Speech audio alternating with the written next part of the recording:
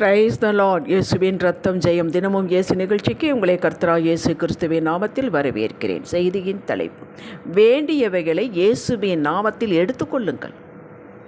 ஆதார வசனம் ரோமர் 4:17 வசனம். இல்லாதவைகளை இருக்கிறவைகளைப் போல அழைக்கிறவருமாயிருக்கிற தேவனுக்கு. அதிசயங்களை காணும் மக்களே, நாம் பல காரியங்களை கற்பனை பண்ண முடியும், இவைகள் நடக்கும் என்று. நிச்சயத்தை சொல்ல பயப்படுகிறோம், நடக்கலைனா என்ன பண்ணுறது என்று. கர்த்தரால் மட்டுமே ஒன்றுமே இல்லாத இடத்தில் உருவாக்க முடியும். அவருக்கு எந்த சந்தேகமும் கிடையாது. ஆதியாகமம் 1 அவர் படைப்பின் செயலை நீங்கள் கொஞ்சம் பாருங்கள். வெளிச்சம் உண்டாக கடவுது என்றார், வெளிச்சம் உண்டாயிற்று. முன் இருள் இருந்தது, வெளிச்சத்தை அழைத்தார், உண்டாயிற்று. வெளிச்சம் உண்டானது, இருள் மறைந்து விட்டது. ஆகாய விரிவு உண்டாக கடவுது என்றார், ஆகாய விரிவு உண்டாயிற்று. சொல்லி பார்க்குறேன், உண்டானால் உண்டாகும், இல்லை என்றால் பார்ப்போம் என்று நினைத்தாரா? இல்லை இப்படி சொன்னாரா? ஏதும் இல்லை. தெளிவு அவர் சிந்தனையில் இருந்தது. எங்கும் யாரும் பார்க்கவில்லை, இல்லவே இல்லை அங்கே. ஆனால் இல்லாததை இருக்கிறது போல, அங்கே தான் இருக்குது என்பது போல அழைத்தார், வந்தது. அப்படிப்பட்டவருடைய மக்கள் நாம் விசுவாசத்தில் குறையலாமா? அந்த மகிமையும் வல்லமையும் உள்ளவர் தான் இப்போது உங்களுக்குள்ளும் எனக்குள்ளும் இருக்கிறார். எதற்காக இருக்கிறார்?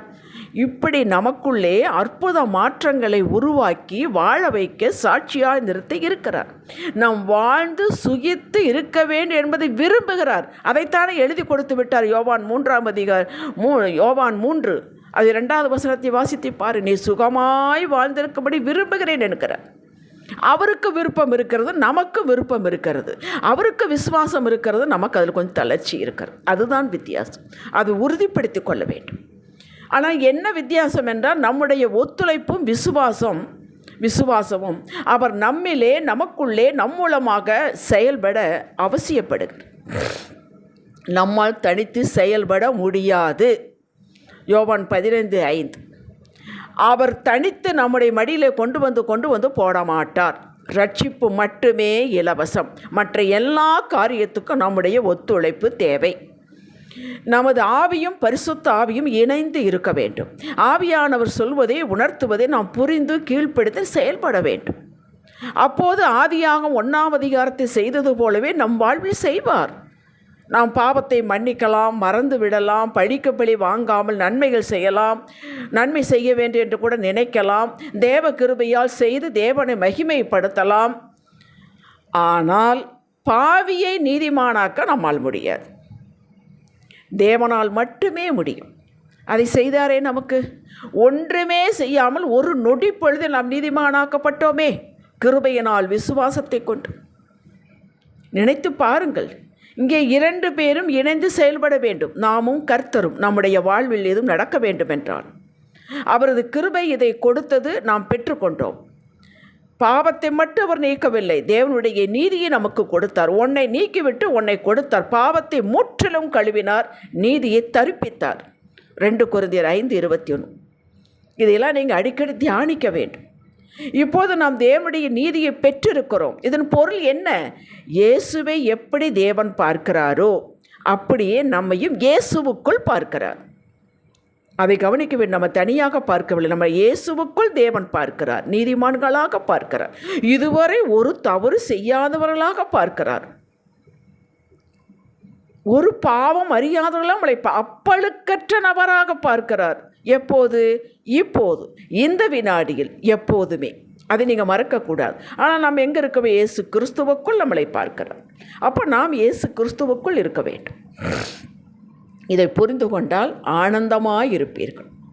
ஆம் தகப்பனே, நான் நீதிமான், தேவ நீதியை பெற்றவன். நீதிமான்களுக்குரிய அத்தனை ஆசீர்வாதங்களை எனக்குரியது, கொடுங்கப்பா என்று டிமாண்ட் பண்ணி கேட்கும் உரிமை உங்களுக்கு உரியது, எனக்கு உரியது. எங்கே இந்த சத்தியங்களெல்லாம் புரிந்து நாம் சகலத்தை பெற்று வாழ்ந்து விடுவோமோ என்று பிசாசு பயந்து கொண்டு இதை புரிய விடாமலே தடுத்து கொண்டிருக்கிறார். கொஞ்சம் மந்தமாகவே, கொஞ்சம் இருளாகவே வைத்து கொண்டிருக்கிறார். அது அவருடைய தந்திரம். பிசாசின் தந்திரத்தை அறியாதவர்கள் அல்லவே என்று வேதம் சொல்கிறது. இதை நம்பி ஏற்றுக்கொண்டு இன்றே விடுதலையாகி விடுங்கள். நீங்கள் கர்த்தருக்குள் இருக்கிறீர்கள். ஒரு தகப்பன், பிள்ளை, குடும்பம், பிள்ளைகள் இருக்கிறார்கள். அந்த பிள்ளை குறும்பு செய்கிறது, தவறு செய்கிறது என்றால் தகப்பன் கண்டிக்கிறார். ஆனால் தகப்பன் பிள்ளை என்ற உறவு கட்டாகிவிடுமா? யோசித்து பாருங்கள். அந்த உறவு ஒரு நாளும் கட்டாகாது. ரட்சிக்கப்பட்ட நமக்கு நாம் பிள்ளைகள், அவர் தகப்பன். இந்த உறவு மாறாது. நாம் தவறு செய்யலாம், மற்றவர்களை கஷ்டப்படுத்தலாம், அதையெல்லாம் உணர்த்துவார், தண்டிப்பார், இதனை மறுபடியும் அவருடைய வழியில் கொண்டு வந்து நிறுத்துவார். உறவு மாறாது. அந்த உறவு மாறாது என்பதை நீங்கள் புரிந்து கொள்ள வேண்டும். அதனால்தான் கர்த்தர் நம்மை பார்த்து, பிரியமே, ரூபவதி, உம்மிடத்தில் பழுதொன்றுமில்லை, நீ என்னுடையவள், என்னுடையவன், நான் உன்னை பெயர் சொல்லி அழைக்க அறிந்திருக்கிறேன், உன்னை மீட்டு கொண்டேன் என்கிறார். வேதமெல்லாம் ஏசாயா தீர்க்கதரிசியை வாசித்து பாருங்கள், எப்படி அங்கலாப்படுகிறார் என்று. அவர் இப்படி சொல்ல நாமோ இதை சந்தேகப்படுகிறோம். அதனால்தான் நம்மால் அவர் சொல்வதை பெற்றுக்கொள்ள முடிவதில்லை. தவறே செய்யாமல் இருக்க வேண்டுமே என்று அங்கலாப்பு கொள்ளாதீர்கள். தவறே செய்யாமல் இருக்க வாழ அவரது கிருபை நமக்கு போதுமானது. 2 கொரிந்தியர் 12:9 உங்களுக்கு தெரியும். அப்படியே செய்தாலும் மன்னியும் என்று சொல்லும்போது அந்த இம் என்று முடிவதற்குள் மன்னித்து விடுவார்.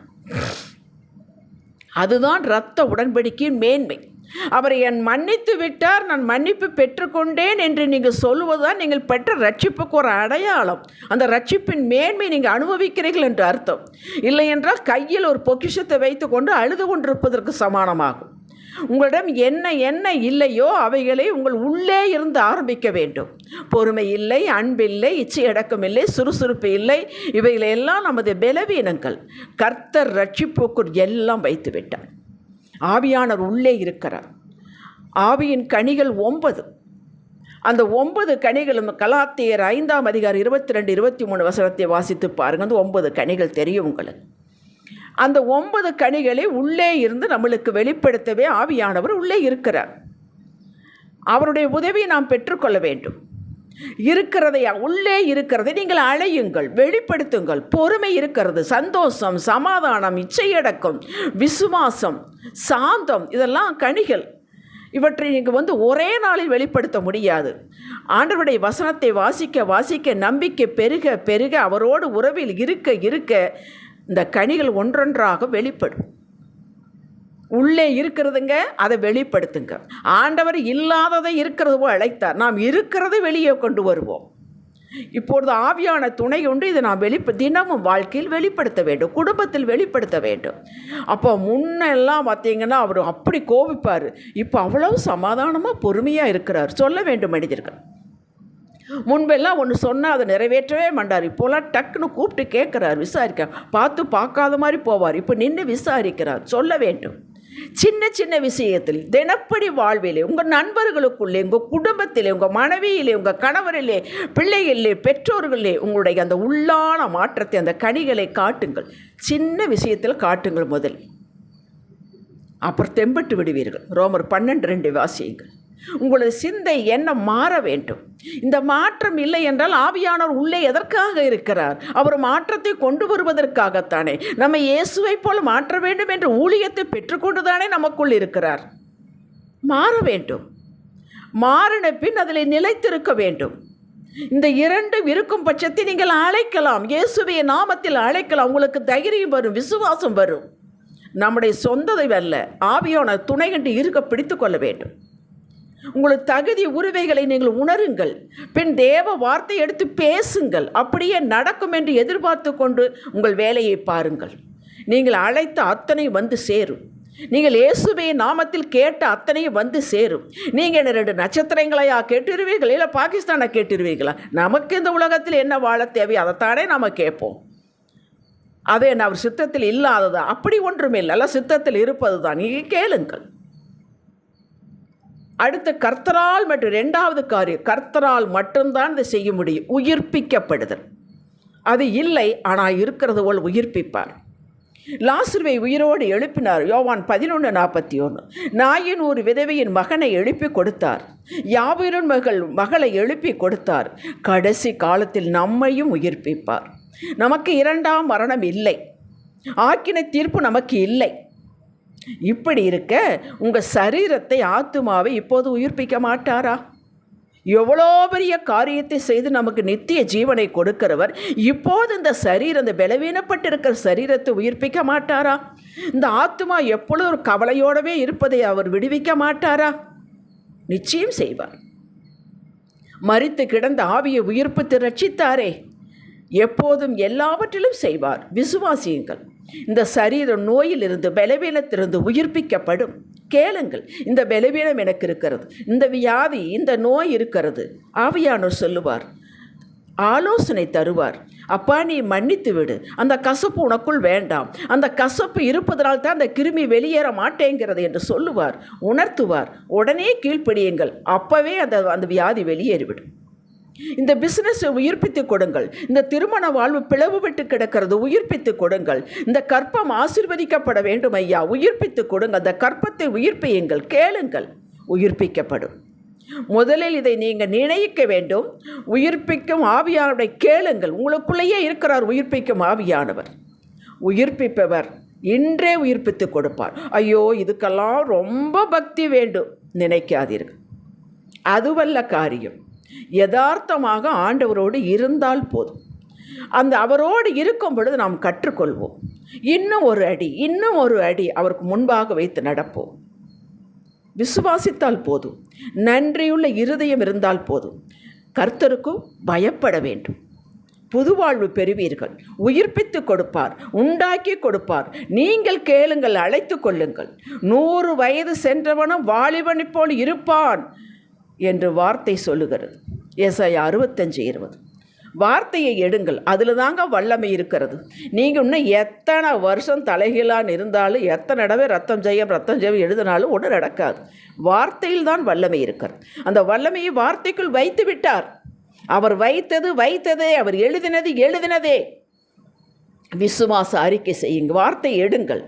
நீ போடு, நான் அது உனக்கு நான் கொடுக்கல சொல்லவே மாட்டார். அப்பா, இந்த வார்த்தை இப்படி இருக்கிறது, நான் அதை எடுத்து இதன்படி கேட்கிறேன். உங்களுக்கு உரிமை உண்டு. ரட்சிப்பின் உரிமையை பெற்றிருக்கிறீர்கள். ஜெபியுங்கள், கேளுங்கள், எதிர்பாருங்கள். உங்கள் வாயின் வார்த்தை எப்படியோ அப்படியே நீங்கள் ஆவீர்கள். அதுதான் உண்மை. உங்கள் எண்ணம் எப்படியோ அப்படியே ஆவீர்கள். நல்ல எண்ணத்தை வளர்த்து கொள்ளுங்கள், நல்ல சிந்தையை வளர்த்து கொள்ளுங்கள். அதெல்லாம் நீங்கள் தான் வளர்க்க வேண்டும். எதை அழைக்கிறீர்களோ, எதை நினைக்கிறீர்களோ, எதை இப்படியே நாம் ஆவோம் என்று நினைக்கிறீர்களோ அப்படியே ஆவீர்கள். ஜெபிக்கலாம். தகப்பனே, எப்போது நாங்கள் உம்மோடு இருக்க ஸ்லாக்கியம் கிடைக்கட்டு சுவாமி. கர்த்தாவே, உமது வார்த்தை எடுத்து உமது நாமத்தினாலே அழைப்போம், பெற்றுக்கொள்வோம். உங்கள் நாமத்தை மகிமைப்படுத்தி சாட்சியாக வாழ்வோம். இயேசுவின் நாமத்தில் அறிக்கை செய்கிறோம் எங்கள் அருமை பிதாவே, ஆமேன். இன்றைய சிந்தனைக்கு, தினமும் எனக்குள் கர்த்தர் வைத்திருக்க அந்த ஒப்பற்ற ஆவியின் கனிகளை கொஞ்சம் கொஞ்சமாக ஒவ்வொன்றாக வெளிப்படுத்தி என்னை வசனத்தில், விசுவாசத்தில் ஸ்திரப்படுத்தி கொண்டு வசனத்தின்படி இயேசுவின் நாமத்தில் நான் எடுத்துக்கொள்வேன். அதை பிராக்டிஸ் பண்ணி கொண்டிருக்கிறேன் தினமும். ஆமேன். ஹல்லேலூயா.